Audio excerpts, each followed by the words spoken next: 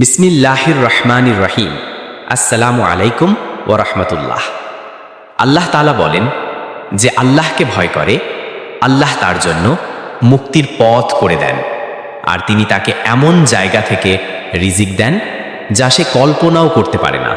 সূরা আত-তালাক 2-3। আমরা অনেক সময় দুশ্চিন্তা, কষ্ট আর সমস্যায় পড়ে যাই, কিন্তু মনে রাখবেন, আল্লাহর ওপর ভরসা রাখলে আল্লাহ তাআলা এমন দরজা খুলে দেন যা আমরা ভাবতেও পারি না। কুরআন আমাদের জীবনের দিশারি, এতে রয়েছে দুনিয়া ও আখিরাতের সফলতার পথনির্দেশ। তাই প্রতিদিন কিছু সময় কুরআন পড়ি, বুঝি এবং জীবনে বাস্তবায়ন করি। যারা আল্লাহর জন্য ধৈর্য ধরে তাদের জন্য রয়েছে জান্নাতের সুসংবাদ। আসুন আমরা সবাই নামাজ কায়েম করি, কুরআনের শিক্ষা মেনে চলি এবং আল্লাহর রহমত লাভের চেষ্টা করি। ধন্যবাদ। আপনাদের কাছে চ্যানেলটা যদি ভালো লাগে একটা লাইক করবেন, একটা সাবস্ক্রাইব করবেন। ধন্যবাদ।